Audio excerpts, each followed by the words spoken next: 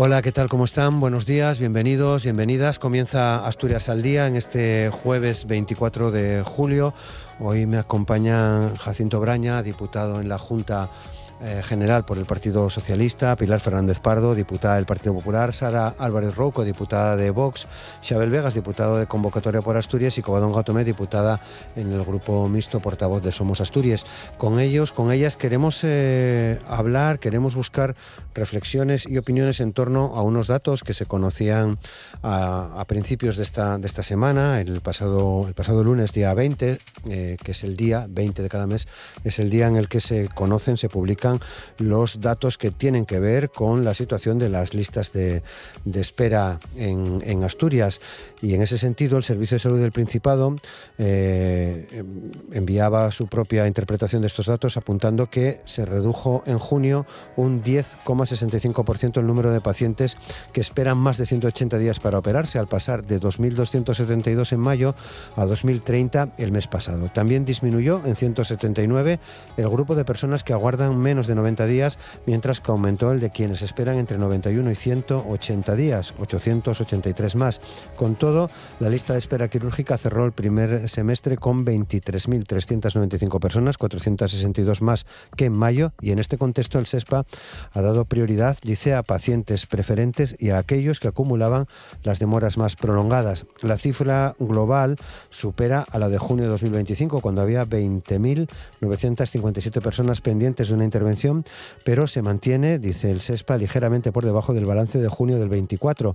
Respecto a la demora media, en junio se situó en 86,38 días, uno más que el mes anterior. Pero también, con los datos en la mano, aparecen también otras lecturas y otros datos. Por ejemplo, que aumenta el número de asturianos y asturianas que espera por una primera consulta con un especialista. Son estos datos que vienen también en el informe del SESPA. Cerca de 121.000 pacientes esperan a que les vea un facultativo en el hospital. Un año antes eran unos 105.000, es decir, un 14% más. También se incrementa en 2 semanas la demora media. Ahora se sitúa en los 105 días. Hace un año no superaban los 3 meses. Y en cuanto a las cirugías, la cifra de pacientes que espera por una intervención ha crecido un 11%. A finales de junio eran casi 23.400 personas. En junio del 25 no superaban las 21.000. Con estos datos abrimos hoy el programa. Buscamos esas opiniones de nuestros invitados e invitadas, a quienes saludamos ya en cuestión de segundos. Asturias al Día, con Roberto Pato. Y con Diego Fernández en la realización técnica. Son datos de ese balance que se produce en un momento de conflicto sanitario que limita el efecto del plan estructural para aliviar las listas de espera y que ha impedido, dice el SESPA, continuar con la mejora continua de los indicadores registrada antes de la huelga médica. Jacinto Braña, ¿qué tal? ¿Cómo estás? Hola, buenos días. Buenos días. Un primer análisis de estos datos. Bueno, pues el primer análisis que cabe hacer es que el plan estructural que se ha puesto en marcha en esta legislatura para atajar uno de los grandes retos que tiene todo sistema sanitario, no solo el asturiano, sino el español y el europeo, que es las listas de espera, pues está bien orientado, ¿no? Evidentemente, los resultados que se están viendo en junio, que tienen un elemento que los condiciona de una manera determinante, que es el hecho de la huelga, pues vemos que están mejorando. Evidentemente, debido a esta circunstancia de la huelga de sanitarios, no lo están haciendo en la medida en la que nos gustaría, pero sí que apuntan que las directrices y los medios que se están poniendo a disposición del sistema para intentar paliar este gran reto, pues están funcionando, ¿no? Y como decimos siempre a la hora de abordar el tema de las listas de espera, que tienen una causa estructural, que no me voy a repetir porque ya en muchas ocasiones lo hemos manifestado, hay dos aspectos. Por un lado, la oferta y la demanda. En el ámbito de la oferta se trata de contar con más profesionales, eso se está mejorando. Asturias es hoy por hoy la región con mayor porcentaje de médicos especialistas por habitante. Tenemos ahí un reto con la atención primaria que evidentemente hay que ir abordando, ¿no? Y también con el número de horas que estos especialistas destinan, ¿no? Algo que se ha visto afectado por la huelga con lo que es las actividades en horario de tarde. Y luego otro elemento que es fundamental, que es la demanda. Es decir, una demanda que por un lado crece debido a las características de la población, pero que también, ya ahí vuelvo a la atención primaria, es fundamental reforzar el papel de la atención primaria para disminuir la demanda de consultas especializadas. Hay muchas cuestiones que en atención primaria se pueden atender, se pueden ver y que no deberían derivarse a una consulta posterior, ¿no? Y ahí todo el tema de los CARUAP y sin duda es uno de los retos fundamentales. Yo creo que en esta primera valoración, como digo, las medidas parecen las adecuadas y vamos a ir viendo cómo a medida que pasa el tiempo los resultados mejoran. Pilar Fernández Pardo, diputada del Partido Popular, ¿qué tal? ¿Cómo estás? Buenos días. Con estos datos, ¿qué análisis hacéis vosotros? Bueno, pues el primer análisis que a nuestro modo de ver habría que hacer es que, si bien es cierto que hay algún parámetro que ha mejorado, no es menos cierto que los datos de junio nos dicen que la lista de espera quirúrgica se ha cerrado con 23.395 personas, 462 más que en mayo, y sobre todo 2.438 personas más que en junio de 2025. Por lo tanto, los datos con respecto al año anterior son peores. La demora media en junio se ha situado en 86,38 días, es decir, uno más que en mayo, con lo cual aumenta también la demora. Y el análisis que extraeríamos de aquí es que, si bien es cierto que la lista de espera quirúrgica a lo mejor ha disminuido en algún parámetro, no es menos cierto que el problema ahora está antes del quirófano. Es decir, se ha desplazado y hay mayor lista de espera para acudir a consulta con especialista. 15.243 pacientes más que en 2025, con una demora media en primera consulta que se incrementa en 16,22 días y con especialidades que acumulan un retraso enorme: traumatología, dermatología, salud mental, por ejemplo. Entonces, como decía al principio, algún parámetro puede haber mejorado, pero sin duda no es menos cierto que los planes estructurales que por parte de la Consejería se han puesto en marcha no han dado el resultado óptimo o el resultado esperado. Así que listas de espera que continúan, que se incrementan en algunos casos y, repito, que no están siendo favorables para el común de los asturianos. Sara Álvarez Rouco, diputada de Vox, ¿qué tal? Buenos días. Hola, pues buenos días. Con estos datos a junio hay muy poco margen para debatir. De hecho, los números son tan tremendos que estamos hablando de más de 120.000 personas esperando una consulta con un especialista y más de 23.000 personas esperando por una intervención quirúrgica. Por tanto, los números son tan tremendos y hablan por sí solos que podríamos no decir nada más. Pero yo creo que hay que poner el foco en el fondo del problema. Si lo que se quiere dar una solución a las listas de espera, habría que hacer algo distinto a lo que se hace. Habría que hacer algún cambio, porque está visto que el sistema actual no funciona. La sanidad pública está que se financia con miles de millones de euros, que está generando este problema, pues no está llegando a la solución. Y eso es lo único que se está haciendo desde Asturias y gracias a las políticas de quienes nos gobiernan. Y el gobierno de Asturias lo único que hace es parchear. Y hay que ir a un replanteamiento profundo. Es decir, hacen una gestión pésima, los planes integrales, son insuficientes, vamos a decir. Hay que hacer algo diferente. Hay que volver a la racionalización. Es decir, vamos a gastar millones de euros. Recordemos que la Consejería de Sanidad tiene un presupuesto para el 2026 de más de 2.500 millones. Es decir, vamos a seguir gastando miles de millones de euros con un servicio deficiente. El dinero se lo van a acabar de comer el sistema, como siempre. El servicio va a ser mínimo, va a ser inexistente. La demanda asistencial pues va a seguir incrementando y va a llegar un momento en que la quiebra del sistema ya va a llegar y que ya estamos ahí. Por tanto, hay que poner fin a esta situación. Y sobre todo esto, que es un problema superlativo, un problema inmenso, un problema inabarcable, pues los gobiernos socialcomunistas fomentan unas políticas de fronteras abiertas con un efecto llamada descontrolado. Por tanto, lo que necesitamos es un replanteamiento del sistema y asumir la cruda realidad, que no es otra que lo que hay no se puede mantener. Esto es lo que hay. Xabel Vegas, diputado de Convocatoria por Asturias, buenos días. Sí, buenos días. Bueno, yo creo que lo primero que hay que decir es que efectivamente hay parámetros de estos datos en los que mejoramos, pero también hay que decir que hay un margen de mejora importante, ¿no? Y creo que tenemos que abordar ese reto que son las listas de espera. Yo quiero recordar que cuando firmamos el acuerdo para un gobierno de unidad progresista nos pusimos tres retos en torno a la salud pública. Uno era la atención primaria, otro era la salud mental y el tercero era abordar las listas de espera. En todo caso, yo creo que los datos de las listas de espera hay que ponerlos en contexto.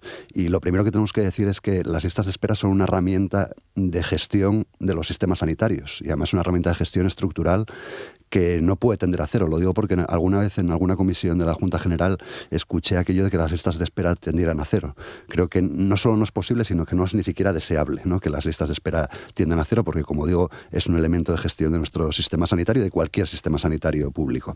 Y después hay que tener en cuenta que tenemos efectivamente una población particularmente envejecida, pero que Asturias está a la cabeza en inversión de sanidad pública por habitante, a la cabeza de todas las comunidades autónomas. Y lo decía también Jacinto, estamos a la cabeza de número de especialistas por habitante. Yo creo que eso es enormemente importante. Hay que poner en contexto también estos datos con esa huelga que hemos sufrido en los últimos meses. Nosotros, por supuesto, respetamos absolutamente el derecho a la huelga de los profesionales sanitarios, pero en este caso no estamos de acuerdo con esta huelga que nos parece que tiene un carácter corporativo y desde luego creemos que hay que sacar adelante ese estatuto marco que propone el Ministerio de Sanidad. Y después, por último, coincidir también con Jacinto en una cuestión que planteaba. Yo creo que es importante que atendamos a la atención primaria, ¿no?, que yo creo que es el gran reto de esta legislatura, donde tenemos más margen de mejora, y creo que fortalecer la atención primaria puede hacer que esos datos de las listas de espera desciendan o por lo menos se atenúen suficientemente, porque muchas de las cuestiones que ahora se abordan desde el ámbito especialista, pues creo que una atención primaria fuerte y de excelencia podría atenuarlo.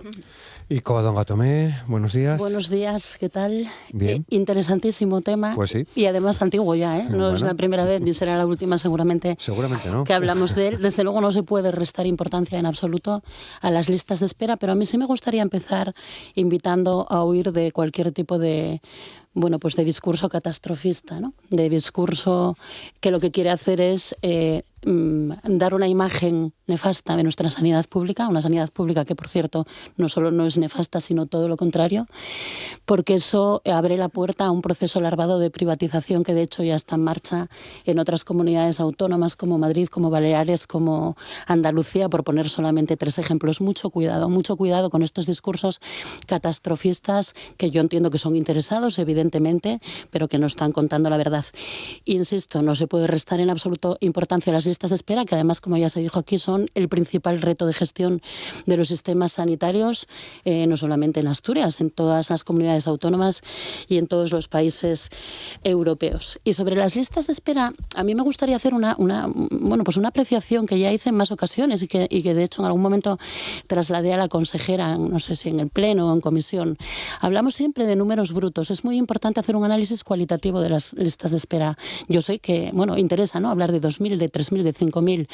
También sería interesante poder hacer la diferenciación de que no es lo mismo estar esperando para operarse de un dedo en resorte que estar esperando para operarse de unas cataratas o de una cadera que invalida tu actividad normal. Esto es importantísimo y yo es una petición que he hecho repetidamente y que vuelvo a lanzar hoy, que es que las listas de espera sean cualitativas. La información sobre las listas de espera cualitativa e informada, porque para quien espera, porque esperar es siempre una situación desagradable y de incertidumbre, quien espera necesita tener información puntual sobre qué es lo que está ocurriendo exactamente con su proceso y por qué tarda más o menos. Recordar, por cierto, que efectivamente disminuyeron algo las listas de espera quirúrgicas, pero subieron y mucho las de consulta, como ya se comentó también en esta mesa. Es un efecto perverso y es un efecto perverso que tiene también mucho que ver con lo mediático o con lo que a la gente le gusta escuchar, porque a veces desgraciadamente se gestiona así. Entonces, se habló tanto durante tanto tiempo de que había unas listas de espera quirúrgicas desorbitadas que lo que se hizo fue poner todos los efectivos en los quirófanos, y si tú estás en el quirófano no puedes estar pasando una consulta. De hecho, aquí se mencionaron varias de las especialidades que tienen más listas, que son, por ejemplo, dermatología, oftalmología, traumatología, todas especialidades médico-quirúrgicas. Si el cirujano está interviniendo para disminuir la lista de espera en quirófano, no puede estar pasando una consulta. Y ya, por último, en esta primera intervención, imprescindible, y también se apuntó aquí, no solamente potenciar absolutamente la atención primaria, sino además una excelente coordinación entre atención primaria, hospitalaria, diferentes hospitales y servicios sociales, precisamente para agilizar toda la cuestión que tiene que ver con las listas de espera, con los procesos de las personas que tienen que ser integrales, no se pueden fragmentar, y para evitar, por cierto, duplicidades, para evitar actuaciones que no aportan ningún valor añadido, pero que se repiten por esa falta de coordinación, que es muy, muy importante que de una vez por todas se aborde con suficiente inteligencia y con herramientas como para dar soluciones. Muy bien, bueno, pues después de vuestras primeras valoraciones ya están todos los micros abiertos, ya hay palabras pedidas. Pilar, adelante, cuando quieras. Sí, me parecía interesante una de las cosas que decía ahora Covadonga Tomé, en el sentido de que cuando hay especialidades médico-quirúrgicas, al profesional se le encamina a realizar más actividad médica o quirúrgica, entonces eso hace que unos parámetros mejoren y otros empeoren.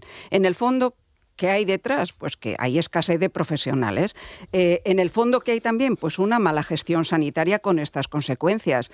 Que además, a mí me gustaría resaltar aquí que no solamente tiene consecuencias en base a la salud de las personas que están esperando, se aprecia considerablemente que están existiendo desigualdades territoriales importantes. Se dice en esta información que se publica en junio que hay hospitales, sobre todo de las salas, donde están mejorando esos parámetros, disminuye la lista de espera, pero se está incrementando desmesuradamente en el UCA, por ejemplo, o en el USA, en Avilés. Bueno, pues esto también requiere un planteamiento, es decir, mejoramos unos parámetros, disminuimos la lista de espera en unos centros, pero en los otros se incrementa. Es decir, ¿qué ocurre? Pues que hay falta de profesionales. Hay que invertir más en profesionales y, sobre todo, hay que redistribuir a los efectivos que tenemos y utilizar todos los medios que tengamos en Asturias para reducir las listas de espera. Decía hace un momento que no solamente tiene repercusiones en la salud esta lista de espera, sino también, y algo se viene constatando en los últimos días, el coste social que tiene, el coste económico con respecto a las bajas laborales. Si una persona tiene que esperar muchos meses para una consulta con el especialista, muchos meses después para una prueba diagnóstica y muchos meses más para una cirugía, ya me dirá usted si la baja laboral no se va a alargar de manera involuntaria para el paciente. Con lo cual esto requiere una reflexión mucho más amplia y más importante de la que estábamos planteando. Xabel. Sí, a ver, yo creo que cuando hablamos de listas de espera hablamos de datos objetivos, ¿no? y que hay que valorar, pero hay que ponerlos también en contexto con otros datos que son esas encuestas de satisfacción que hay de los usuarios de la sanidad pública. Y hay dos grandes encuestas en nuestro país, una que realiza el Ministerio de Sanidad y otra que realizan las asociaciones de usuarios de la salud pública, ¿no? Y en ambas encuestas Asturias sale muy bien parada, sale en los mejores puestos, en los primeros puestos, ¿no? Con lo cual yo creo que también hay que ponerlo en relación con esa cuestión. Y después hablamos ahora de uno de los elementos que generan o que influyen en las listas de espera, que es la falta de profesionales, ¿no? Y yo creo que ese es un mal que no solo padece Asturias, y hay que decirlo, lo padecen todas las comunidades autónomas de este país, incluso la mayoría de países de la Unión Europea. Y hay que decirlo, tenemos una falta de profesionales, en el caso de España, además, agravada por unos gobiernos del Partido Popular que redujeron la plaza de Mir y que ahora estamos intentando recuperar, ¿no? Y después hay que decir también una cuestión que lo planteaba antes Covadonga Tomé, y yo creo que es importantísima. Aquí nos enfrentamos a dos modelos de cómo entendemos la sanidad pública. Uno que es quienes creemos que la sanidad pública tiene que ser universal, gratuita, bien dotada, una sanidad capaz de afrontar los retos que tenemos por delante, y otros que tiene que ver con quienes creen que la sanidad pública tiene que ir hacia un proceso de privatización, que es el que se está viendo en comunidades como Madrid o Andalucía, ¿no? Yo quiero recordar casos que hemos vivido hace muy pocos meses, como el caso del Hospital de Torrejón de Ribera Salud, un hospital externalizado en Madrid, en el que se reutilizaban hasta 12 veces catéteres de un solo uso. Pues bueno, yo creo que frente a ese modelo, que es el que defiende la derecha y es el que se pone en marcha en las comunidades de la derecha, desde luego nosotros defendemos un modelo público, un modelo con una sanidad fuerte como es la asturiana, que es la sanidad mejor financiada por habitante, y un modelo de una sanidad, tengo que decirlo muy claramente, universal, para todo el mundo, donde no haya prioridad nacional, donde no se excluya a nadie, porque eso, por supuesto, es fundamental para la salud pública de todos y de todas. Covadonga. Bueno, evidentemente muy de acuerdo con lo que acabo de escuchar. De hecho, ya lo introduje en mi primera intervención. Está claro que hay un enfrentamiento de dos modelos, que además aquí en algún momento se dijo que el actual era insostenible. No es insostenible en absoluto, sino que es absolutamente deseable que se fortalezca, que se mantenga, que se continúe invirtiendo en nuestro sistema público de salud. Un sistema público de salud que además es cierto que va a tener que hacer cambios para poder absorber la demanda que crece de forma exponencial y por diferentes motivos. Uno, por el envejecimiento de la población. Vivimos más años, luego también tenemos más años para enfermar y para demandar atención por parte del sistema público de salud, pero también por una serie de cambios socioculturales que de alguna forma medicalizan aspectos de la vida y aumentan también la demanda. Y esta es una de las cuestiones que podría mejorar, pero que podría mejorar muy significativamente, como decíamos anteriormente, con una atención primaria muy bien organizada, muy potente y con capacidad para dar respuesta a estas cuestiones y con una excelente coordinación entre la atención primaria, la atención hospitalaria y los servicios sociales. Porque la respuesta no tiene que ser siempre ir a una consulta de un especialista o acabar en un quirófano. Yo me pregunto si en algún momento se hará un estudio, que probablemente sí, o quizás ya esté en marcha, verdaderamente riguroso sobre cuántas actuaciones médicas sobran. Y nos llevaríamos seguramente una sorpresa. Hay que preguntarse muy en serio si todas esas consultas de especialista que están absolutamente saturadas son de verdad necesarias, de verdad aportan valor, de verdad mejoran la situación de salud de las personas que lo demandan. Sobre los profesionales, un par de apuntes. Bueno, evidentemente hay que contratar más, pero hay que contratar más, y lo digo también siempre que hablo de este tema, en muchas categorías profesionales, no solamente médicos y médicas, sino también enfermería, fisioterapeutas. Bueno, creo que es una cuestión de la que ya hablamos en muchas ocasiones. ¿Por qué? Porque es cierto que también está demostrado que médicos y médicas están en algunas ocasiones realizando tareas que podrían ser realizadas por otras categorías profesionales en donde no hay tanto problema de contratación. Luego, efectivamente, vamos a gestionar con sentido común y con raciocinio y a potenciar la contratación de todas las categorías profesionales que puedan aportar. Y luego hay una cuestión que a mí me parece importante y por la que yo pelearé siempre, aunque no sé si todo el mundo está de acuerdo, que es con ser didácticos con las nuevas generaciones que se incorporan a esta profesión nuestra maravillosa, para cultivar verdaderamente ese sentido de pertenencia, de vocación, que no puede servir para todo, evidentemente, pero de servicio público, de oye, estamos aquí para mejorar la atención a la salud de las personas y no por otros intereses que pueden ser legítimos, pero que desde luego no serán los que yo defiendo. Y digo eso porque si esto no está en la base de un sistema público de salud, el sistema probablemente tenga menos posibilidades de sostenerse. Creo que es algo importante, igual, y termino ya, que entiendo que tenemos que poner en marcha también una buena pedagogía con quienes hacen uso del sistema público de salud para hacer uso correctamente de este sistema público de salud. Yo creo que sé que es un melón que no se quiere abrir porque parece que te vas a poner en contra a las personas que tienen que hacer uso del sistema público, pero pienso que si se escucha atentamente sería una forma extraordinaria de reorganizar el modelo asistencial, contando también con la participación de las y de los pacientes con sus demandas, pero también tratando de explicarles cuál es la mejor manera de hacer uso del sistema. Jacinto. Bueno, sí, un poco, evidentemente, no puedo estar más de acuerdo con lo expuesto tanto por Sabel como por Covadonga, y como no podía ser de otra manera, discrepar profundamente del planteamiento, de la visión que desde las dos fuerzas políticas de la derecha se tienen, tanto de la situación de la salud en Asturias como de las posibles respuestas que que cuando gobiernan ponen en marcha, ¿no? Sí que me sorprende y bueno, y me alegra mucho que la señora Pardo por fin admita el tema de la redistribución de recursos y que bueno, que llegue tanta oposición que tenía a la reorganización del mapa sanitario, pues que bueno, que haya llegado a ese convencimiento de que evidentemente tener una visión más global de todos los recursos de los que disponemos en el sistema sanitario asturiano seguramente nos va a permitir ser mucho más eficaces. Ya lo decíamos cuando se planteó esa reordenación, que estábamos hablando de un cambio cultural en lo que es la gestión, en lo que es la manera de organizar el sistema sanitario y que va a ir dando sus frutos. De hecho, como muy bien decía la señora Pardo, se están poniendo de manifiesto pues bueno, que hay recursos que no tienen tanta carga y que seguramente podemos organizarlos de otra manera para también reducir este tema de las listas de espera, ¿no? Como yo decía, la lista de espera siempre tiene oferta y demanda. Oferta yo creo que lo hemos hablado bastante. Viene básicamente por contar con profesionales y con que los profesionales también puedan destinar más horas. Pero quizás, y aunque todavía nos queda, estamos llegando yo creo que al tope en el sistema de la oferta, ¿no?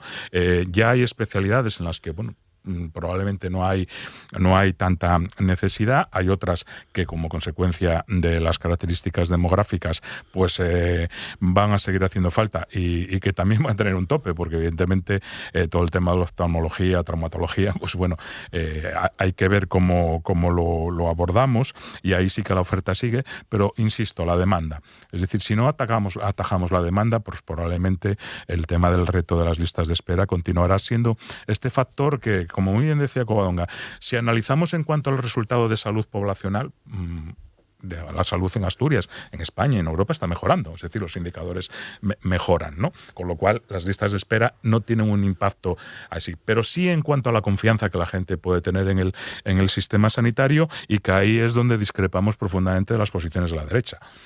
Evidentemente, por la derecha hay un interés en que el sistema sanitario esté en manos privadas y, lógicamente, todo este descontento sí puede conducir a que, bueno, personas que, en un principio, por la inmediatez, pues piensen que la solución está en lo privado. Es cierto que muchas personas, usuarios, se están dando cuenta de eso, porque tener un seguro privado no garantiza que te atiendan al día siguiente. También hay lista de espera. Luego, claro, habrá niveles dentro del seguro privado. Según pagues, tendrás, y eso, lógicamente, es algo que desde la izquierda pues no defendemos. Sara.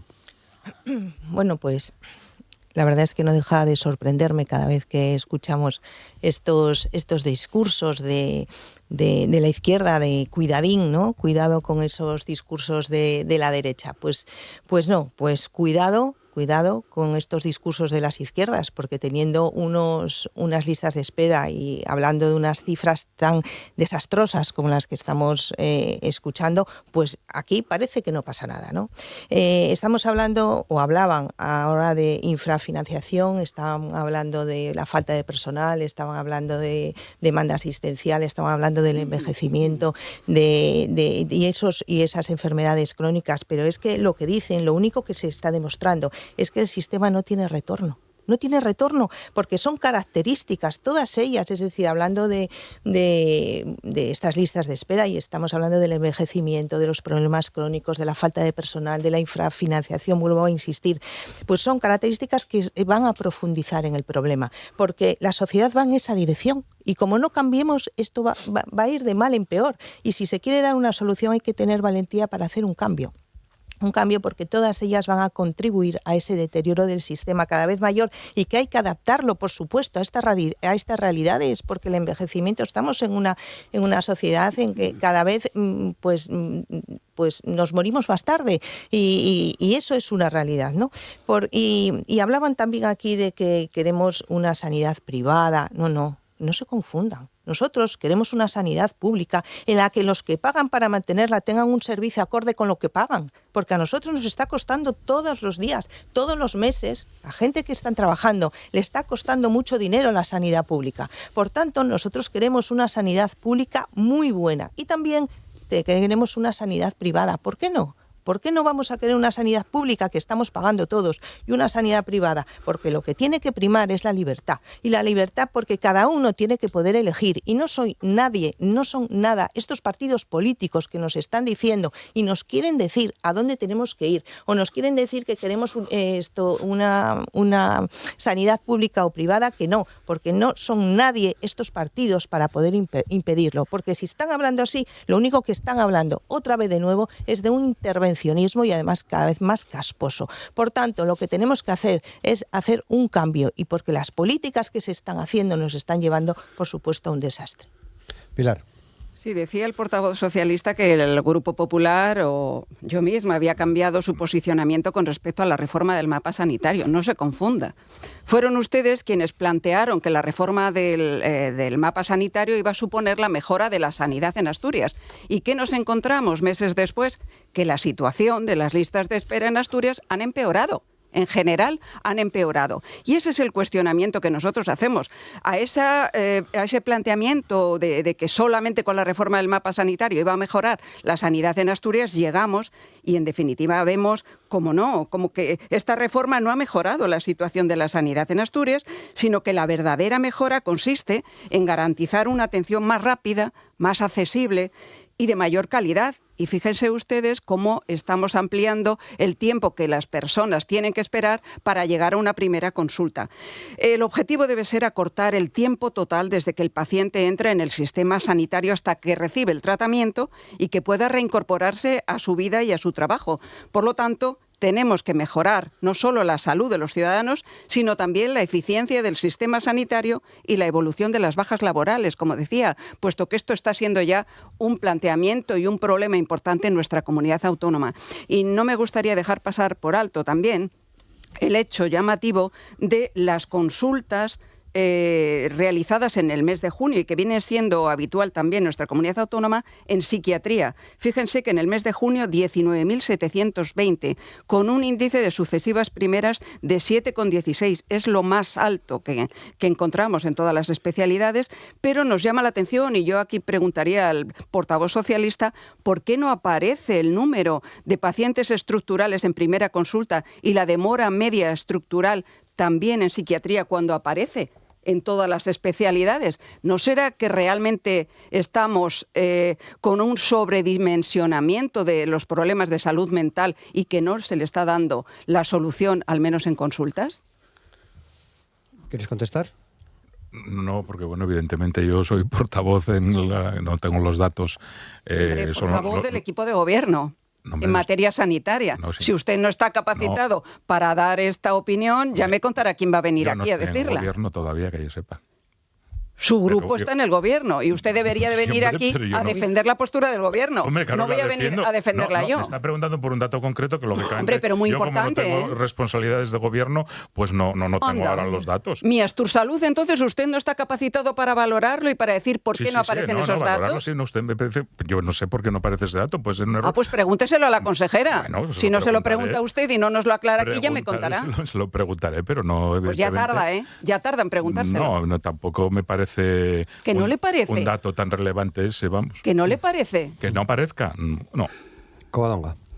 Bueno, volviendo a los profesionales sobre los que apunté antes alguna cuestión y recordando además que efectivamente están en pleno conflicto, en este caso los profesionales médicos, sí que me gustaría recordar que aparte de ese intento, ¿no?, de recuperar el sentido de pertenencia, de vocación, etcétera, etcétera, igualmente importante o más, porque es cierto que en la base del buen funcionamiento de cualquier sistema público de salud están sin duda los y las profesionales. Más importante que eso, desde luego, es poner en marcha herramientas que de verdad faciliten una cierta flexibilidad en la organización, que faciliten la conciliación, que faciliten, en definitiva, la participación en la toma de decisiones, de manera que los y que las profesionales estén a gusto en el sistema. Porque si no damos pasos firmes en este sentido, difícilmente va a mejorar la situación.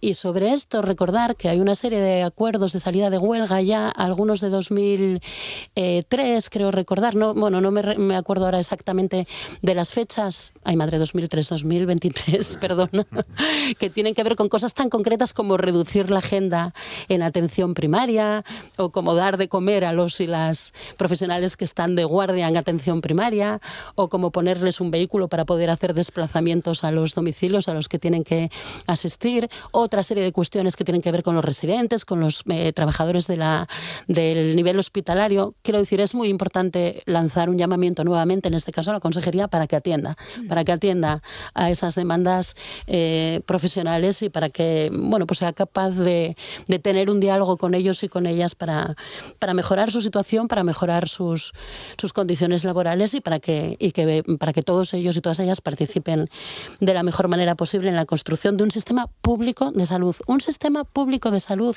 que, por cierto, cuando tienes un infarto y se te rompe la pared del ventrículo, en muy pocas horas estás trasladado desde un hospital, desde atención primaria a un hospital comarcal, de un hospital comarcal a un hospital de referencia, como es el Hospital Universitario Central de Asturias, en una unidad específica, operado poco tiempo después, con una rehabilitación cardíaca extraordinaria. Quiero decir, de verdad, vamos a ser justos con lo que tenemos porque es muy importante lo que tenemos.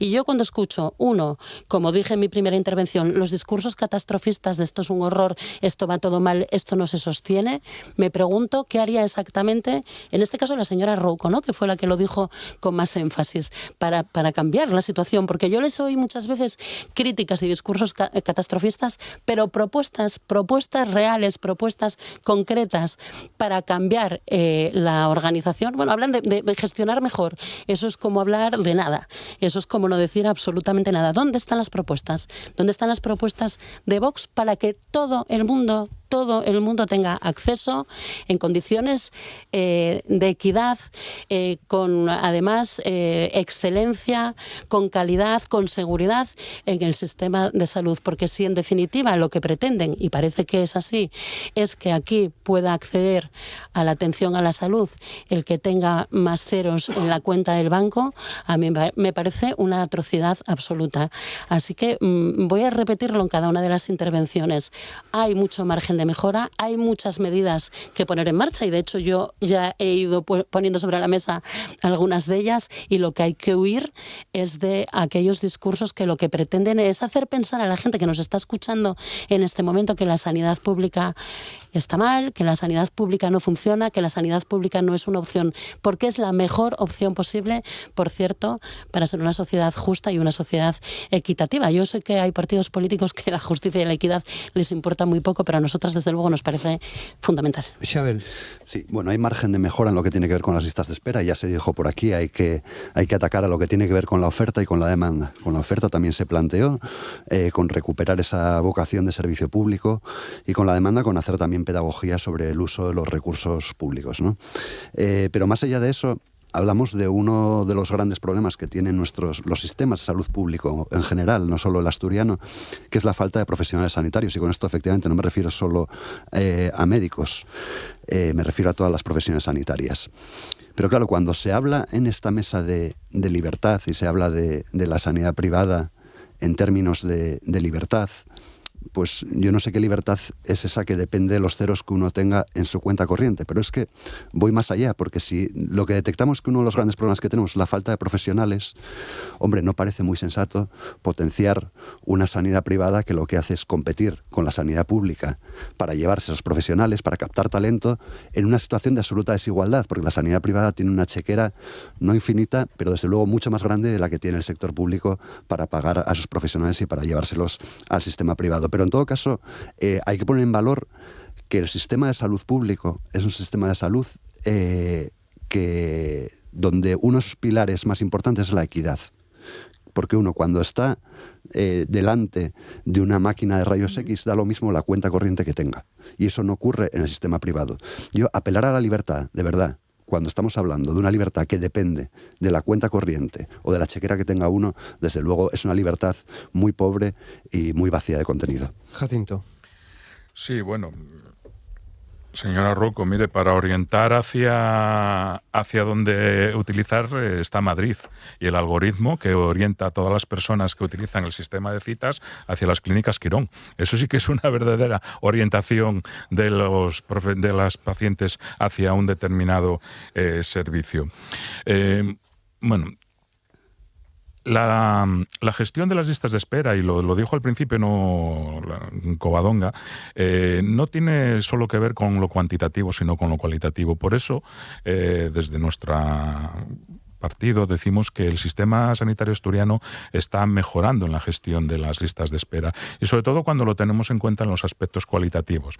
¿Qué son los aspectos cualitativos? Pues aquello que tiene que ver con los procesos garantizados en la ley de garantías o con las pruebas diagnósticas más comunes, donde hay los tiempos medios de espera están disminuyendo. En el caso de las intervenciones garantizadas están todos por debajo de los 180 días, y en el caso de las pruebas diagnósticas como colonoscopia, TAC, etcétera, están todas por debajo de 60 días. Eso es una manera también de medir y de valorar todo el esfuerzo que se está haciendo. No solamente lo cuantitativo, que como bien decía la señora Tomé Covadonga, pues bueno, ahí el análisis, y yo creo que ese también es uno de los retos que tenemos en la gestión sanitaria, ¿no? El ver qué hacemos con todos los datos, cómo los analizamos y cómo sobre todo los convertimos para que no puedan ser utilizados como en menoscabo de lo que es la asistencia sanitaria, ¿no?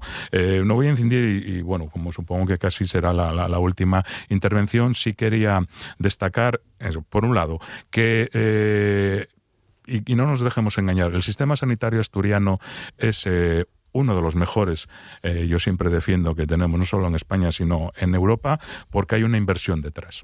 Este mantra que se nos quiere decir que el dinero está mal invertido y que sin inversión se pueden conseguir los mismos resultados es absolutamente falso. El sistema sanitario asturiano es porque hay un compromiso de los gobiernos en invertir en salud, como lo hay en invertir en educación y en servicios sociales. Y decir lo contrario a la población es engañarla desde nuestro punto de vista. Y por otro lado, tenemos que evidentemente dar tiempo a que estos cambios que se van a producir, que se están produciendo con el tema de la reforma del mapa sanitario, pues vayan calando y vayan permitiendo pues eso, una optimización de los recursos que tenemos. Coincido otra vez con Covadonga y un poquito con el tema y con Isabel, de la vocación. Hay que hacer un trabajo en las facultades de medicina para que los estudiantes, sobre todo también, retomen. A mí me preocupa mucho, y la verdad es que que la atención primaria no sea una de las porque digamos yo como lo veo, es la medicina pura, o sea, es la medicina en estado puro, ¿no? Y los jóvenes estudiantes, por muchísimas razones, no están viéndolo así. Tenemos que hacer un trabajo, ¿no? en las facultades para que esa vocación y para que porque además la atención primaria es el futuro, quiero decir que también en eso estoy absolutamente convencido. La demanda, que es fundamental, solamente la podremos mejorar desde la atención primaria, y ahí hay desde luego un ámbito de crecimiento y de mejora indiscutible, porque el ámbito especializado va a llegar a un tope, y ahí tendremos que parar. Y por último, eso, creo que estas medidas están funcionando. La gestión de las listas de espera, los resultados son buenos, a pesar de que evidentemente tiene un margen de mejora, y es lo que tenemos que orientar. Si lo vemos desde el punto de vista cualitativo, es claro, desde el punto cuantitativo tiene muchas aristas, y desde luego solo se puede mantener con inversión. Bien. Casi nos da tiempo a otra ronda más, Jacinto. Sara. Bueno, pues muchas cosas. Estábamos escuchando a la señora Tomé hablar de gestión. Acabamos de escuchar al portavoz del Partido Socialista hablando ahora en su última intervención muchas veces habló de gestión, y que escuchemos a la señora Tomé hablando de que gestión, que da igual, la gestión. Oiga, ¿cómo queda igual? Usted le da 1 millón, déjeme hablar que estoy yo hablando. Mire, usted dele 1 millón de euros a una persona que no sabe gestionar y le da 1 millón de euros a una persona que gestiona, ya verá la diferencia. Por tanto, sí es verdad, señora Tomé, ustedes gestionan fatal. Y hablo de usted porque usted está apoyando directamente al gobierno. Entonces, si me está diciendo eso y está diciendo eso a todos los que nos escuchan, es que no tiene ni idea de lo que está hablando, pero ni idea. Usted sabrá mucho de medicina, pero aquí hablamos de un tema político que es lo que hay. Hablamos de listas de espera, son unos números que son tremendos y que la gente está esperando, que nos lleva a esperar y lleva una gestión, y esto conlleva una gestión sanitaria muy mala. Eso por una parte.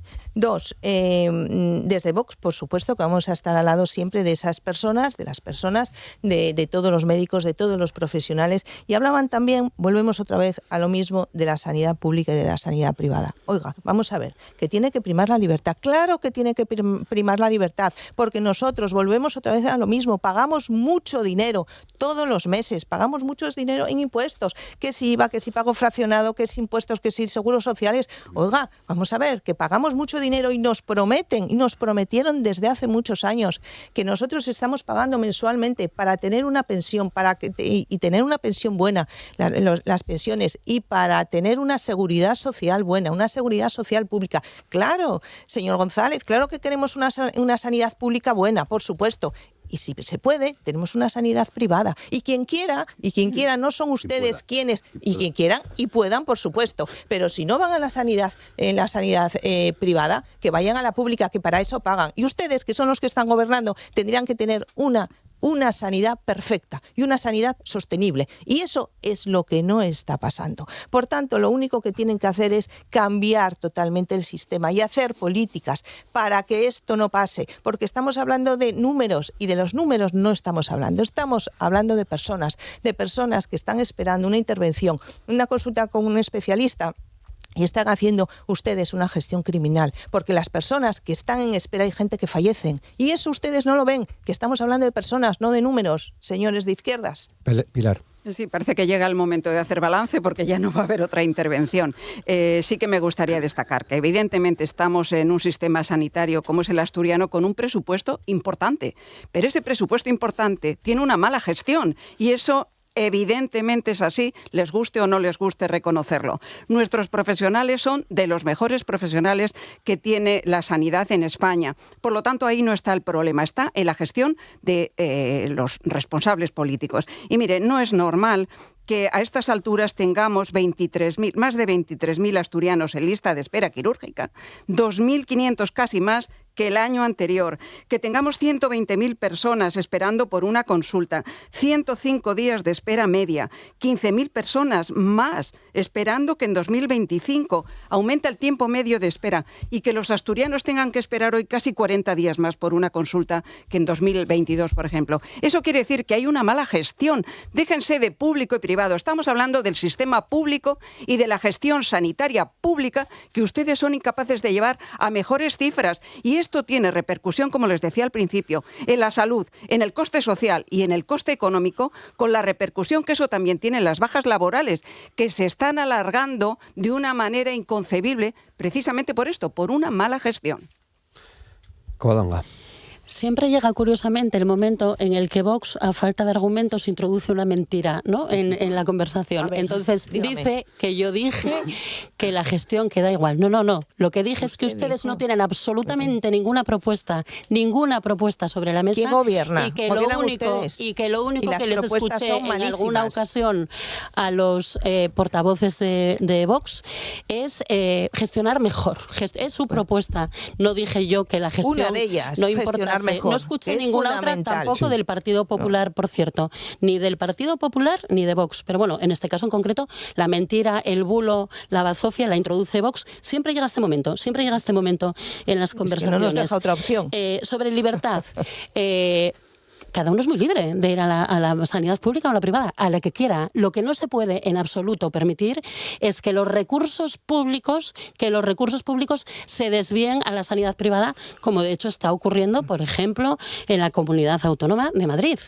Porque Quirón resulta que fomenta que haya cada vez más consultas, a veces sobre cuestiones innecesarias, porque factura por cada una de ellas. Y por cierto, la privada tiene mucho que ver con una cuestión que apuntaba antes Jacinto, que es esa fascinación por la tecnología tecnología que al final va en detrimento de lo que es la base de la sanidad, de la atención sanitaria adecuada, que son la atención primaria y la salud pública. Nos han vendido un modelo en el que prima la tecnología, el último medicamento, todas esas cuestiones que mueven una cantidad enorme de dinero, pero que no aportan tanto, en definitiva, como valor a la calidad de salud de la población. Y esto es un error tremendo. Y termino ya, volviendo a las listas de espera y a lo cualitativo y cuantitativo. Es imprescindible transparencia en las listas de espera en todos los sentidos. Uno, y como dije al principio, en tener informado minuto resultado al paciente, al que espera, sobre en qué momento se encuentra su proceso.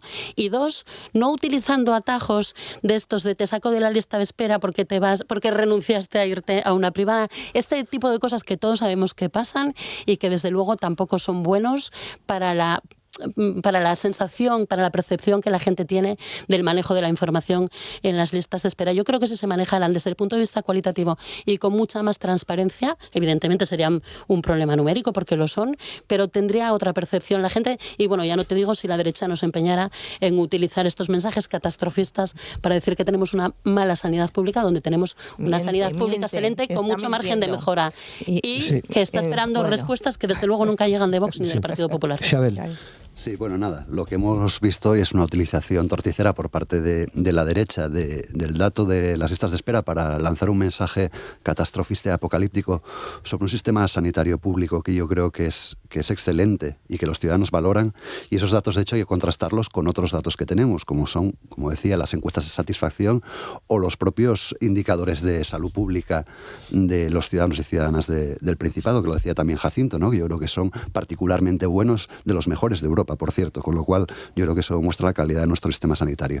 Y ya por último tengo que agradecerle a la señora Pardo que sacara un asunto que yo no pensaba que iba a salir en esta tertulia, pero que me parece muy importante, que es el de las bajas laborales, porque además achacó las bajas laborales a la gestión del sistema sanitario. Bueno, estamos viendo una ofensiva por parte tanto de la patronal como de la derecha para criminalizar a las personas que se quedan enfermas en nuestro sistema laboral. Yo creo que es lamentable, francamente lamentable. Agradezco que lo saque porque creo que es un tiro en el pie que se pega a la derecha, precisamente, pero me gustaría que ese mismo esfuerzo que ponen en criminalizar a los trabajadores y las trabajadoras lo pusieran en denunciar las horas extras impagadas que se hacen en nuestro país, y que la patronal y la derecha no dice absolutamente nada de ello. Sara. Bueno, estoy casi, no sé. Vamos a centrarnos. Mire, señora Tomé, vamos a ir sí, muy poco. Vamos a ir a clase, como Epiblas. Frío, calor, alto, bajo. ¿Usted de dónde piensa que sale el dinero público, señora Tomé? Que es público. No. Es dinero que aportan todas las personas que contribuyen a sostener el sistema. ¿Qué me está contando? Pero ¿qué me está contando, hombre? Y además estoy hablando yo. Sí. Ustedes van de progresistas y ustedes son unos retrógrados porque tratan de mantener con vida un muerto, que es la sanidad pública. Y ojalá tuviésemos una sanidad pública perfecta. Y lo que hay que hacer es lo que ustedes no hacen. Ustedes tienen que crear empleo, porque ese empleo lo que hace es tener recursos para esas personas, para que sostengan el sistema. Y si pretenden dar atención universal y gratuita a los que contribuyen y a los que no, evidentemente el sistema es lo que hay, que es insostenible. Pilar. Sí, mire, yo me remito a la última comparecencia de la consejera de Salud en comisión, donde dijo que celebraba contener las listas de espera. Si a estas cifras y al incremento de personas que tienen que esperar para consultas y para quirófano es motivo de celebración por parte de la consejera, fíjese ahora que está gestionando salud y derechos sociales. O sea, es el caos más absoluto en lo sociosanitario en Asturias. Y no mezcle temas y no tergiverse los temas de bajas laborales, señor Xabel Vegas. Estamos hablando de que una persona tiene que esperar mucho tiempo para hacer una prueba diagnóstica, una consulta y una cirugía. Por lo tanto, eso está repercutiendo negativamente y eso es debido a la mala gestión. Y Jacinto. Sí, dos mensajes en la mente, señora Rouco. El sistema sanitario español y asturiano es el más eficiente, uno de los más eficientes del mundo, con lo cual no se paga mucho para las prestaciones que se dan. Vaya usted a Estados Unidos a ver cuánto le cuesta el sistema sanitario. Y señora Pardo, insisto, en lo cuantitativo, pues donde ustedes gestionan, hay que mirar los números. No resisten ninguna comparación con los números asturianos, donde ustedes gestionan, con lo cual el modelo de gobierno del PP apoyado por Vox, desde luego es fatal para la sanidad pública española y asturiana, desde luego. Esperemos que no lo veamos. ¿Por qué no aparecen datos? Tiran con pólvora fina. El dinero no es suyo. Terminamos. El dinero no es suyo. No, nervios no. Es que falta de información. Dejarme despedir, por Falta de favor. información del portavoz socialista. Dejarme despedir y daros las gracias. Muchas gracias. Sara Álvarez Rocco, Pilar Fernández Pardo, Covadonga Tomés y Abel Vegas, Jacinto Braña. Muchas gracias. Gracias y sanidad pública siempre.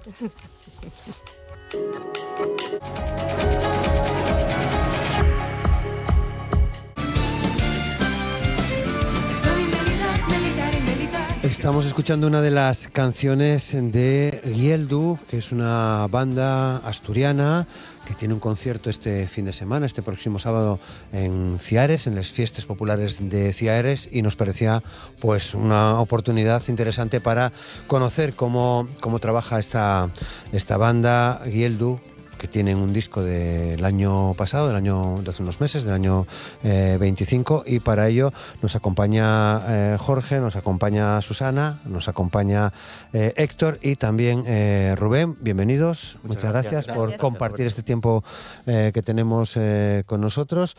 Comenzamos por lo del concierto, ¿si os parece, Susana? Venga, ¿qué tenéis previsto para el sábado en Ciares?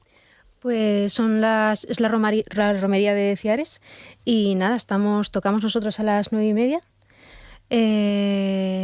y nada, pues tocaremos los temas del disco en otro orden tal, bueno, lo que viene siendo parte de la gira del disco que llevamos ya un tiempo con ella y nada, tenemos muchas ganas de... Bueno, yo particularmente viví la mayor parte de mi vida en Gijón, entonces me apetece muchísimo. Lo que es en casa. Sí, en casa, sí. Eso está bien, igual sí. Con un poco de presión también, ¿no? Viene a verme, va a ser el primer concierto de mi sobrina, que es pequeñina, me hace mucha ilusión. Vale, sí. Muy bien.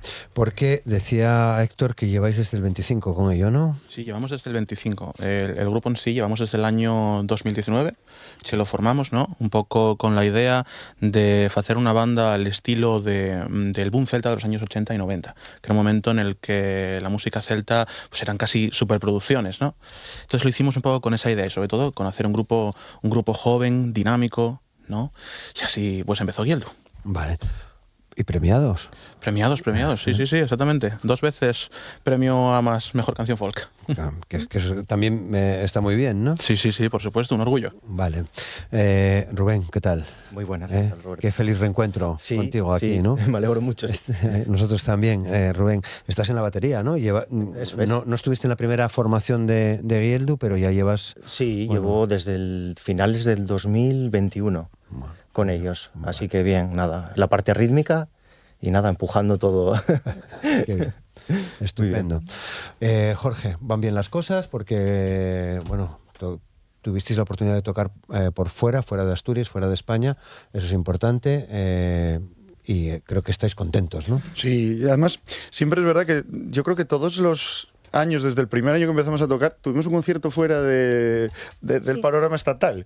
O sea, que la verdad que es algo que siempre estamos bastante orgullosos. Y bueno, este último que fue en Saint-Étienne, en una zona al sur de Lyon, está, sí.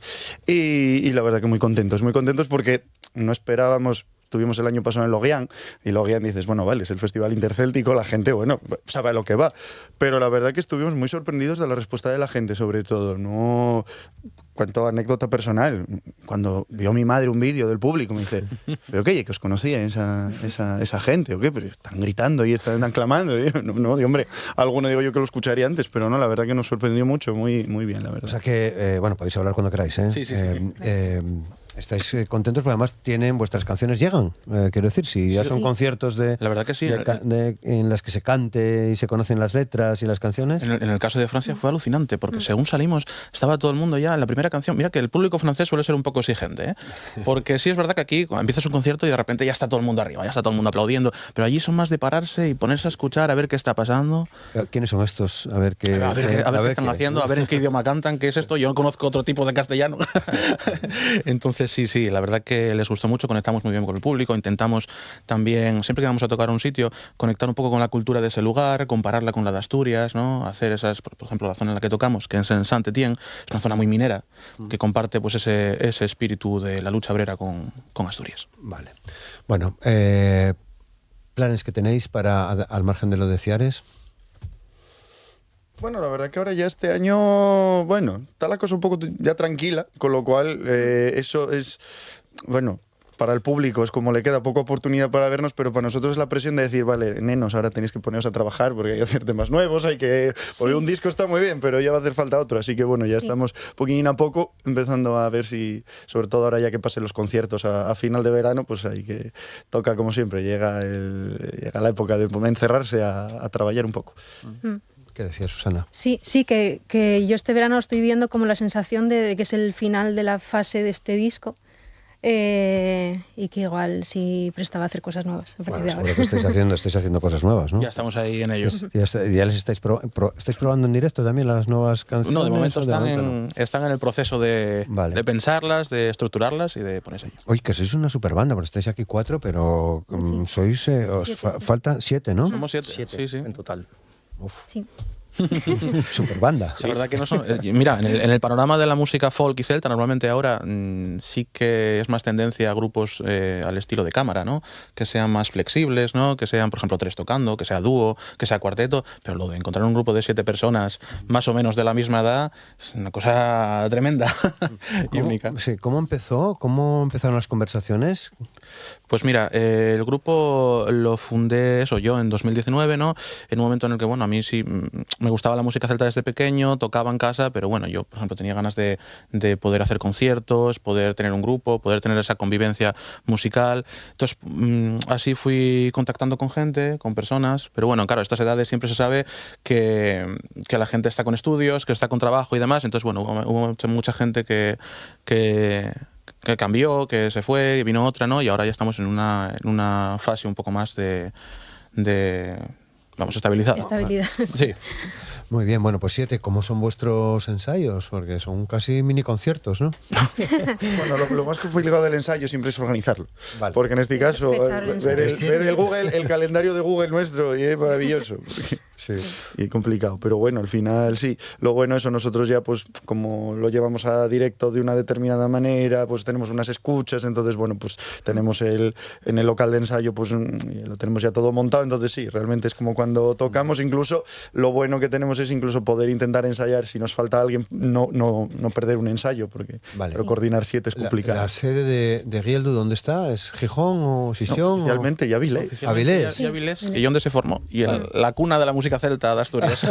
Vale. Sí. Es discutible, ¿no? Pero vale la respuesta. Por lo menos del Celtic Rock, desde luego que sí. Desde luego que sí. Bueno, Memorias de Deva.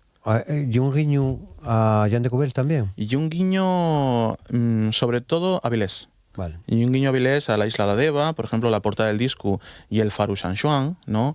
Con un barco antiguo siendo atacado por un calamar gigante precisamente del cañón de Avilés, que es algo que tenemos muy de cerca, ¿no? Entonces quisimos, bueno, hacer referencia al interceltismo, que es algo muy especial para nosotros, y al interceltismo que ocurre en Avilés, ¿no? Porque Avilés es un puerto comercial que estuvo durante siglos conectado con el arco atlántico, ¿no? Entonces en Avilés se encuentran ese tipo de culturas, ¿no? Esa fusión que es tan nuestra. Vale, porque vi también referencias a Luarna Lubre, a Evia. También, sí. Referencias absolutas para nosotros, claro. En el mundo de la música celta es el top, es lo más, la verdad. Y estamos muy agradecidos de que nos hicieran el comentario que tenemos en el libreto del disco. Y la verdad que encantados. Vale. Bueno, música celta o música de raíz celta o algo más, ¿no? Porque vi también que hay cierta vocación en los temas hacia lo progresivo. No sé si es una etiqueta adecuada o lo atmosférico, que además creo que utilizáis vosotros. Sí. Así yo no me mojo, ¿no? Pero Rubén, coincido. Hay una tendencia ahí sí, es verdad, sí. a que las canciones crezcan en vuestras canciones, eso es. Pasen cosas, ¿no? Eso es. Sí, las canciones al final están, pues eso, hechas con unos ritmos que hoy en día pues no se ve tanto. Pues, por ejemplo, la batería. hay un ritmos funk, hay smooth jazz. Claro, es algo pues algo diferente, con esos tintes, pues con instrumentos tradicionales, pero también con con un sonido pues ahí fuerte, que también ayuda a la gente en los conciertos pues a que vote y votan. Y a saltar. Sí. Al final es eso, la parte mía, el ritmo, un bombo, una base, una batería hace al final, junto con todos los instrumentos, un bajo, bouzouki, la gente pues se viene arriba y la verdad que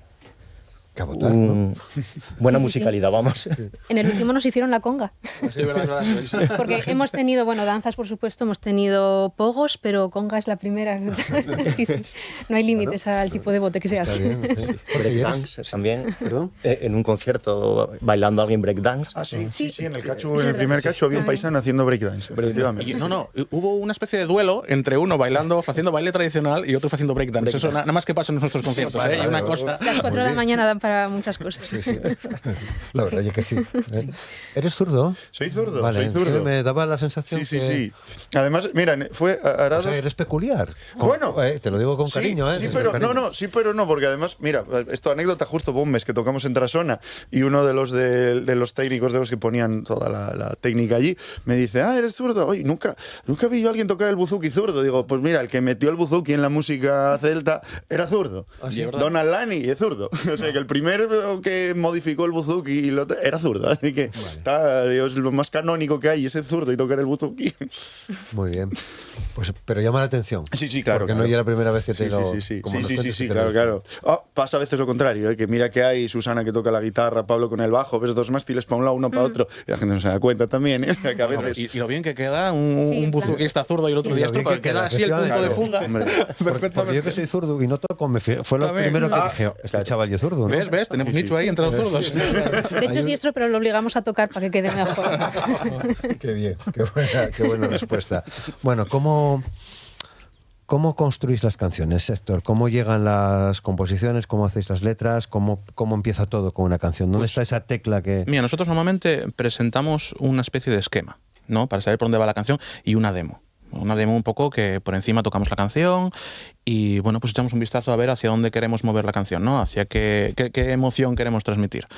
Y una vez que ensayamos, pues obviamente como cada uno viene de un panorama musical, pues sí es verdad que la interpreta pues un poco a su manera, ¿no? No es lo mismo una persona que venga de la música celta que una que venga de la música clásica, otro que venga de la música tradicional o del country o del folk, ¿no? Entonces ahí es donde se une todo, donde se hace ese pozo y es donde se crea toda la magia. Vale, vamos a escuchar una de las canciones de Gieldu.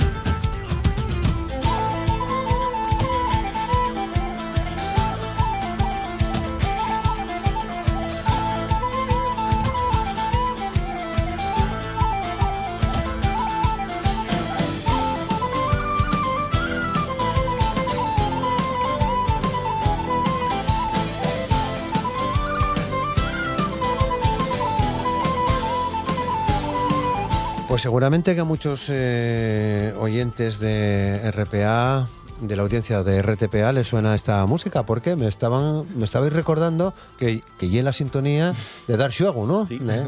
Que creo que estuvisteis, Héctor y Jorge, ¿no? Sí, exactamente. Sí, eso sí, fue un orgullo para nosotros. Yo de repente cuando llamo un día por teléfono y dice, no, yo que soy de Dar Xuego, de la RTPA, y pues nosotros no jugamos a nada, ¿no? Y que agarramos hoy se le para la intro, y yo, ¡a mi madre! Y sí, la verdad que fue una sorpresa muy buena. Nosotros mismos escogimos para la intro, o sea, que llegue la sintonía del disco. Sí, y con la que se abre... Yo precisamente con la que se abre el disco, y hay unos Isuzus ahí que me decís que son de la gente de Seis Reales. Sí, son de Seis Reales, colaboramos en este disco, algunas canciones participan ellas, ¿no?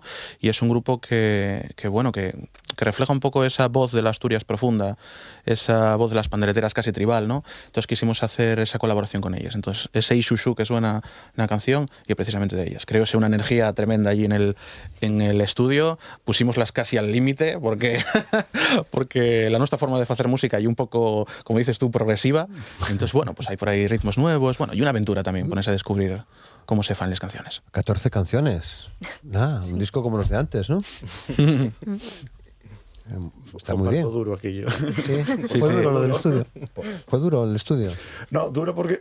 Largo. Hasta que luego, claro, sacamos 2 singles antes del disco. Pues claro, había que ir componiendo todo, había que ir formándolo, había que ir buscando el hueco. Porque claro, hablábamos antes de lo difícil que hay ensayar. Pero claro, para grabar 7 personas, con todos que no son 7 personas, porque son voces, son guitarras, dobles instrumentos. Sí.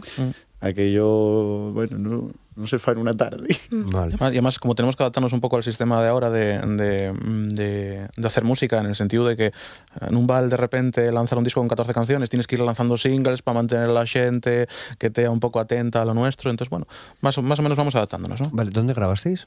Grabamos en Estudios 1540 con Senén, que fue en su día vocalista y bajista de Felpeyu. Entonces, y también de Narva y músico de sesión. Entonces, una persona que conoce mucho en fondo el folk, la música celta, y sabe muy bien lo que queremos. Y además, bueno, y una persona con la que, bueno, te permite estar allí, digamos, experimentar con la música. Nosotros experimentamos mucho en el estudio, nos gusta mucho. O sea que llegáis con una idea de canción que puede cambiar. Eso oye, puede ahí cambiar. sobre la marcha. Eso oye, esa es la magia. Nos dio muchas buenas ideas, la verdad. Eso es. Sí. O sea que de elegir otro estudio para el segundo disco, ya lo tenéis bueno, también. Estamos ahí, sí. Vale, estáis en ello. Estamos en ello. Como se suele decir. Bueno, pues claro, el estudio y con tanta gente, pues lleva su tiempo, ¿no? Organización. Sí, acércate al micro, Rubén. Perdón. Sí. Organización y demás de los 7 músicos, establecer en las semanas de grabación quién puede una tarde, una mañana. La verdad que, a ver, es largo, sí. Una preparación grande. Bueno, está muy bien. Pero bien. El resultado es muy bueno. Creo que está muy bien, ¿no? Sí. Que estáis, aunque estéis al final ya del momento de estas memorias de Deva, bueno, pues el resultado ha sido bueno y la experiencia creo que positiva, ¿no? Sí, muy positiva. Además, somos conscientes que es un disco largo. De hecho, somos conscientes en el mal sentido porque queríamos idealmente hacer un vinilo, pero era imposible por la duración, se nos iba de todas maneras. Pero quisimos que en este hubiera como un poquito de todo. Como carta de presentación tenemos pues la canción bretona, todo.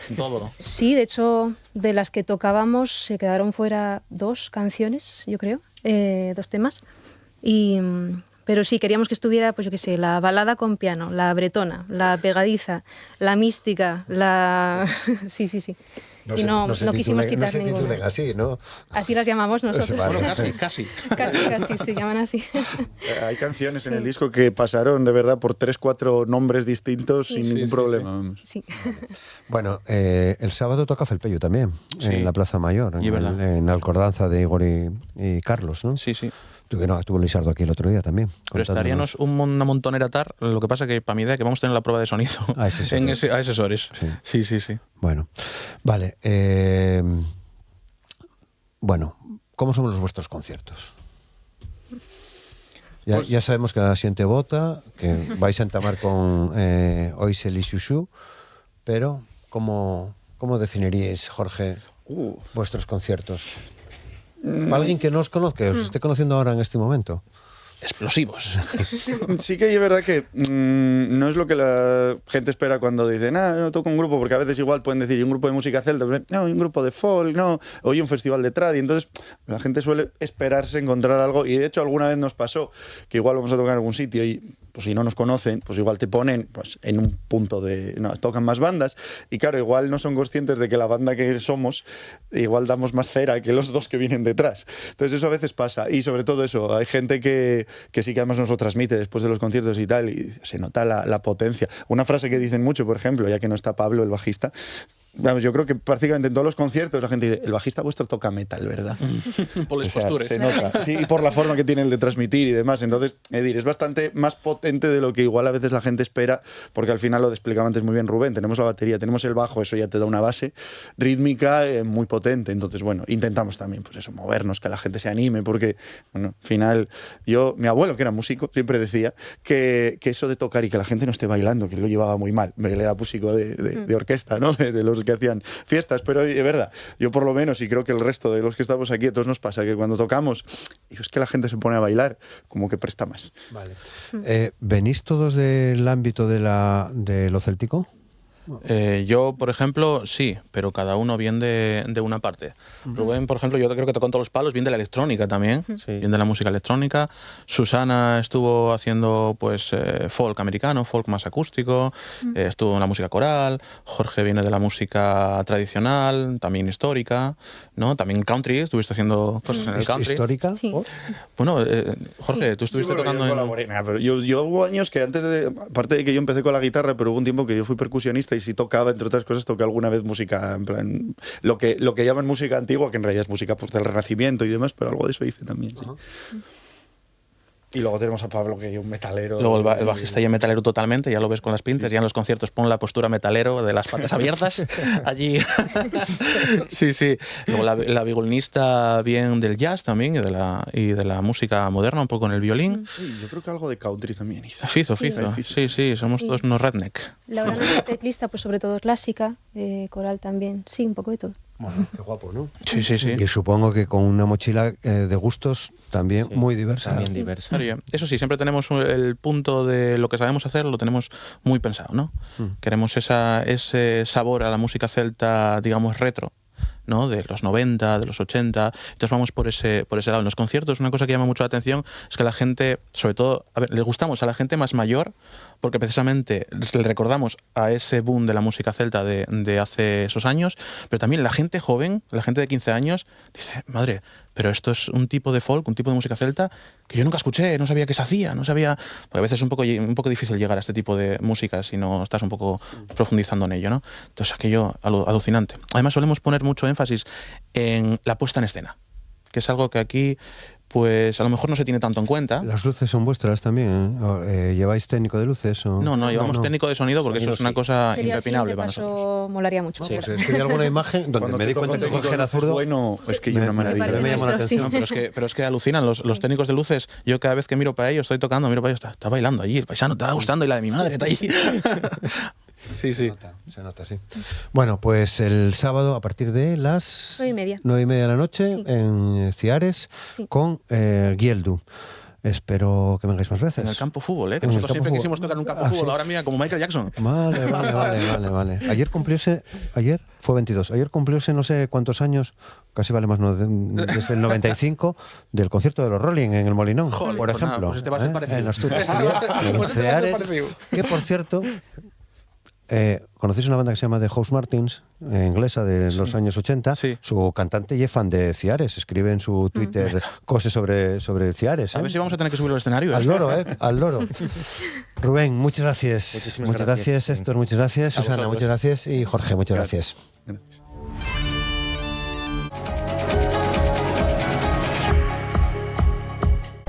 Saludamos ya para cerrar el programa a Antonio Bamonde, catedrático de Computación e Inteligencia Artificial de la Universidad de Oviedo. ¿Qué tal, Antonio? ¿Cómo estás? Muy bien. Buenos días, muchas gracias por acercarte a comentarnos algunas cosas.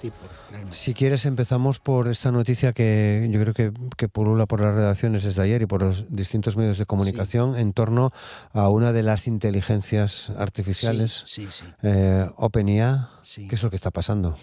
Sí, a ver, yo lo leí ayer en el New York Times, que leo este tipo de noticias ahí porque es un poco la fuente original, ¿no? Y luego lo traduce en otros medios. El New York Times tiene una querella contra OpenAI, porque dice que cuando hizo el ChatGPT, esta empresa pues copió sus fondos documentales, sin permiso. Son muy grandes los fondos documentales del New York Times. Entonces esa querella, bueno, pues es un mal querer, vamos a decir, entre estas dos grandes empresas. Y ahora salen dos noticias ayer porque OpenAI está a punto de salir a bolsa. Cuando salen estas empresas a bolsa estamos hablando de millones, ¿vale? No es tres pesetas y tal, en fin, una cosa importante. Las noticias son, una de ellas, que un programa de OpenAI por su cuenta atacó a otra empresa, la informática a otra empresa. Bueno, pues esto parece un poco increíble, ¿vale? Yo me parece un poco increíble. ¿Hay una mano detrás? No sabemos si negra. No lo sé, no lo sé. Y luego la otra noticia era que un pastor religioso, entiendo yo, de Florida, se quejaba porque tenía un malestar y lo consultó con ChatGPT. Y entonces no le fue bien, porque después de un tiempo tuvo que ir al médico y le dijo el médico, hombre, tenías que haber venido porque ahora es mucho peor. Y tal. Dijo, no, es que el ChatGPT me dijo que no. Entonces, claro, el pastor protesta, ¿no? A ver, el consultar con estos sistemas es como echar las cartas, ¿no? Tú no vas a discutir luego con el echador de cartas, no sé. No, desde luego. Aparte que siempre se recomienda, incluso los médicos, que ojito con lo que buscas en Google. Ya no te hablo de sistemas de inteligencia artificial, ¿no? Pues lo mismo. Porque hay gente que, bueno... Sí, claro. Puede pasar cosas, en fin. Bueno, creo que tiene mucho que ver la inteligencia artificial con la sección que nos preparaste para hoy, que me encanta el título, la IA y el reto político de nuestro tiempo, porque claro, hay un reto político. De hecho, lo del New York Times, yo creo que ahí hay más política que otra cosa, ¿no? Sí. Y economía también. Y economía. Bueno, ¿la economía es política o...? Bueno, estamos ahí. ¿Qué nos diría un sistema de inteligencia artificial? ¿Qué es la economía?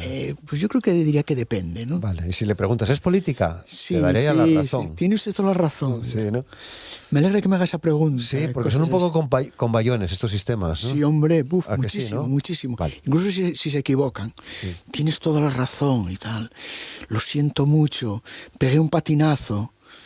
Es cierto lo que dices. En fin, ese tipo de cosas, ¿no? Bueno. ¿Cómo planteamos entonces el programa de hoy? Tiene varias cosas, ¿no? Lo primero que me pones es lo de la velocidad que nos superó. La velocidad es importantísima. Lo que acabamos de comentar, esto fue ayer, ¿vale? Y es ayer porque sale a bolsa dentro de una semana las acciones de OpenAI. Entonces estamos en un mundo en el que se mueve muchísimo dinero, muchísimo poder. Lo que yo había notado aquí eran unos hechos que sucedieron a mediados de junio, o sea, hace un mes. Amodei es el CEO de Anthropic, una de las empresas importantes de la inteligencia artificial, saca un artículo el 10 de junio diciendo que la inteligencia artificial, lo que él hace... Por cierto, Anthropic es una de las empresas que estuvo presentes en la presentación de la encíclica del Papa. O sea, es una empresa importante y con una cierta preocupación ética. Dice que hay algunos riesgos reales, no los riesgos estos que la gente dice, que bueno, yo un día me dijo, como el pastor ¿no? Los riesgos reales que él ve son las armas autónomas, las armas biológicas y los sistemas que son capaces de hacer esas dos cosas. Por ejemplo, también estos días salía una noticia en los medios de comunicación de una empresa alemana que construía drones. Drones son sistemas autónomos, no son pequeñitos, son, bueno, pues tamaño de 2 metros, una cosa así, con capacidades bélicas, ¿vale? Las guerras modernas, desgraciadamente... Lo estamos viendo, por desgracia. Estamos viendo y van por ahí, ¿no? En Ucrania y en Gaza. Son mucho más baratos los drones que esos misiles millonarios americanos. Los misiles americanos son buenísimos, pero esto cuesta mucho menos dinero y también realiza una función. Bueno, pues estos sistemas de Alemania funcionan con inteligencia artificial. ¿Qué significa eso? Que son autónomos, no pueden estar teledirigidos, porque si están teledirigidos, una potencia extranjera podría interferir y podría cambiar la dirección o podría hacer que hiciesen algo diferente, ¿no? Entonces son autónomos y eso necesita una inteligencia, bueno, pues determinada. Eso se puede avanzar más, de hecho se está avanzando mucho. Y el otro riesgo que decía Amodei era el riesgo de construir armas biológicas. Aquello que se decía del COVID, que estaba hecho con un virus quizás artificial, que no se sabía muy bien. Bueno, pues eso realmente no lo sabemos, cómo se hizo el COVID, si fue natural o no, pero existe el riesgo de que se construyan virus artificiales. Entonces, bueno, Amodei decía, hombre, sí, esto es el caso, hay que pararlo, ¿no?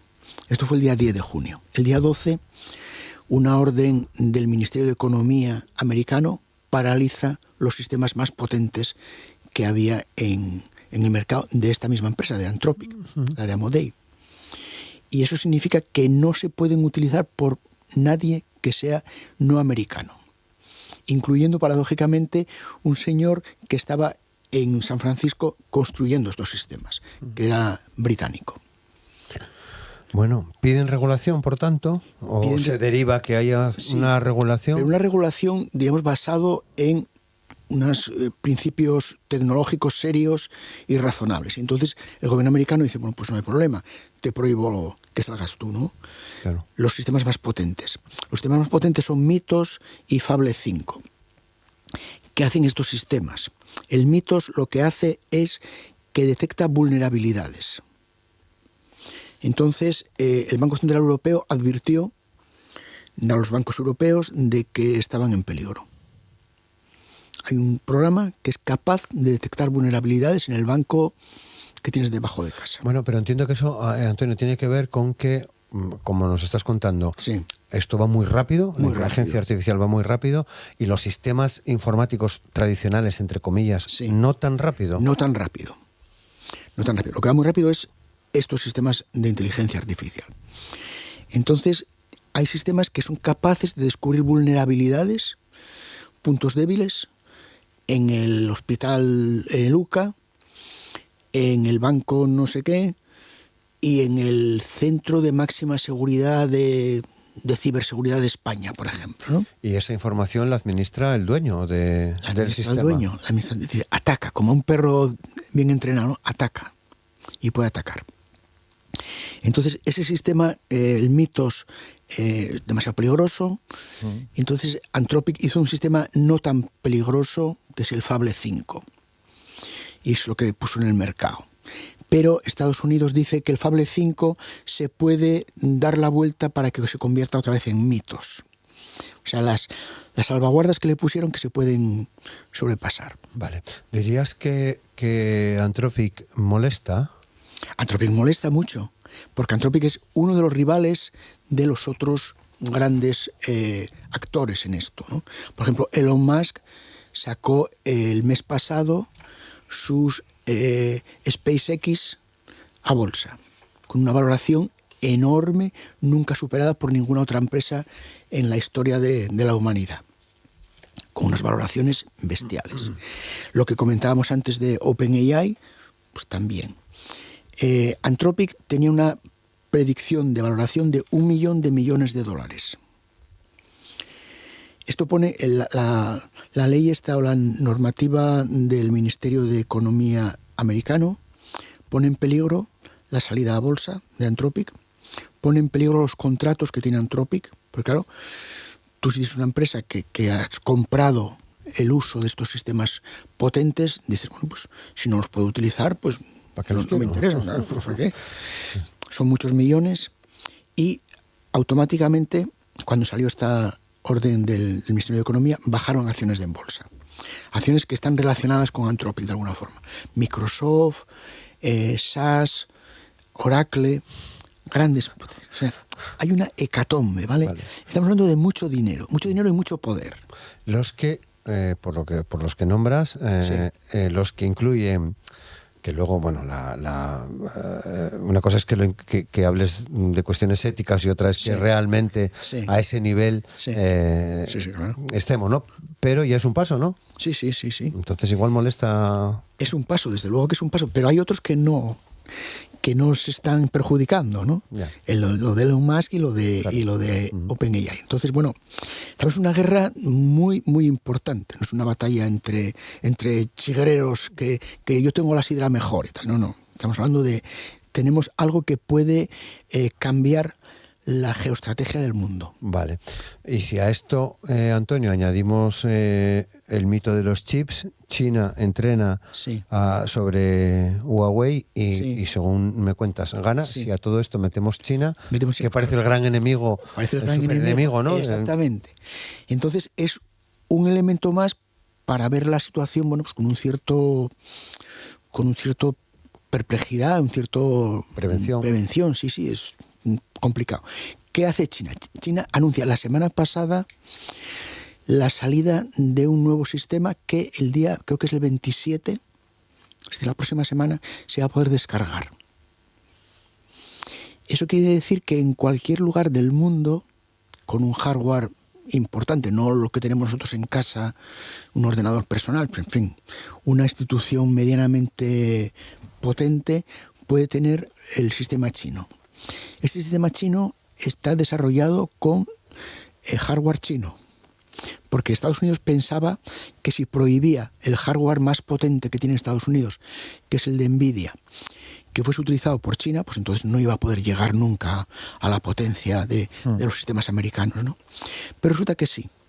Los chinos anuncian que el sistema de ellos, que estará disponible la semana próxima, es tan potente como el MITOS y que por tanto puede hacer ataques a las vulnerabilidades. Vamos a ver si es verdad, pero bueno, todo parece indicar que sí. Es un arma prácticamente de guerra, ¿vale? Y que está desarrollado con un ecosistema chino. Luego ya China no depende de Estados Unidos para tener una inteligencia artificial razonablemente buena. Y que el resto del mundo podría bajarla. China además lanza una alianza, no recuerdo el nombre exactamente, una alianza de países no alineados, el sur, que es la nueva ruta de la seda que llaman ellos para muchos mercados y también para esto. Lo que hace es anunciar que estos países no alineados donde Europa podría tener un papel, que van a poder tener una inteligencia artificial a su disposición, China, porque ellos le van a facilitar las cosas para que la utilicen. Entonces, los poderes mundiales, que podríamos decir que eran tres, China, Estados Unidos y Europa está quedando atrás, ¿vale? Está quedando atrás en, diríamos, la hegemonía en otros lugares. Por ejemplo, que son en Hispanoamérica, en la India, en África. Bueno, por eso molesta China. Por eso molesta China, claro. China ve que es una oportunidad y China ve que bueno, la inteligencia artificial es importante. Es importante por la capacidad política de intervenir en otros sitios y por la capacidad económica y militar. Económica es fundamental. Si no tienes la última versión de la última versión, lo que tú hagas va a ser algo que está hecho con menos eficiencia que el resto, sea lo que sea. Entonces, si tú haces micrófonos, hay alguien que usa inteligencia artificial en otro lado que los va a hacer mejores y más baratos. Entonces, claro, tienes un problema. Y además, la influencia política que puedas tener, la soberanía nacional o regional que tú puedas tener, la pierdes, ¿no? Europa está perdiendo hegemonía. Europa tiene que hacer algo. España también, claro. ¿Qué puede hacer? A ver, yo creo que lo que puede hacer es, por una parte, seguir investigando, seguir haciendo cosas, digamos, de base, pero teniendo en cuenta que eso va a dar un fruto a medio largo plazo. Medio largo plazo, quiero decir, por ejemplo, 10 años. 10 años en este mundo es una vida. Una vida. Europa lo que hizo fue sacar una ley que se publicó en el 24, que es la Acta de Inteligencia Artificial, que tuvo mucho éxito mediático, que todavía no entró en vigor, entrará en vigor plenamente en el año 30. Imagínate lo que... Entrará desfasada, ¿no? Absolutamente, ya está desfasada, de hecho. Es una ley para proteger a los ciudadanos, pero no a los países. No en este mundo que acabamos de describir, ¿no? Bueno, pues entonces yo creo que Europa tiene que mantener una financiación de investigación para que a medio plazo dé fruto, para tener algo tipo lo que está funcionando en China, pero ya lo que tiene que hacer es centrarse en aplicaciones. Por poner un ejemplo, es como si otros hacen los motores, que ya los hacen, los chinos o los americanos, y nosotros hacemos los coches. Los coches que luego todo el mundo querrá usar, esperemos, ¿no? Tú quieres usar un coche, no quieres usar un motor. El motor está muy bien, pero lo que quieres es el coche entero y que sea bonito y que corra. Y cómodo que y tan, sí. Entonces podríamos hacer eso con tecnología china o con tecnología americana, pero basándose en que nosotros tenemos dos elementos muy poderosos, que son un mercado de 450 millones de personas, que es el mercado interior más importante del mundo, y luego otra cosa, que tenemos datos. Tenemos datos de, por ejemplo, el turismo. En España, por ejemplo, somos una potencia mundial en turismo. Tenemos más datos en turismo que muchísimos otros países. Tenemos un sistema de sanidad con todas las dificultades posibles, un sistema de sanidad público que tiene muchísimos datos, que no lo hay en otros países. En Estados Unidos, desde luego, no lo hay. Entonces, ese tipo de aplicaciones donde realmente seamos fuertes, porque tenemos los datos y tenemos los clientes, pues son las que yo creo que Europa tiene que invertir en ellas.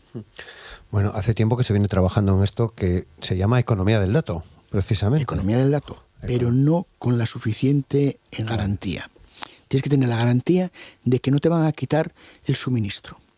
En estos momentos Europa no puede utilizar los sistemas más potentes americanos. Veremos los chinos lo que dan de sí. Tienes que establecer alianzas. Esto lo decía Mario Draghi, que hizo un informe hace unos años que decía que la soberanía digital europea tenía que estar basada en una negociación haciendo valer el mercado que tiene Europa.